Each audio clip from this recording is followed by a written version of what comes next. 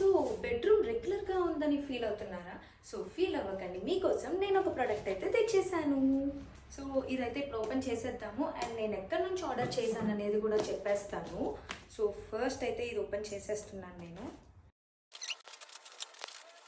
Packing అయితే చాలా strong చేశారు.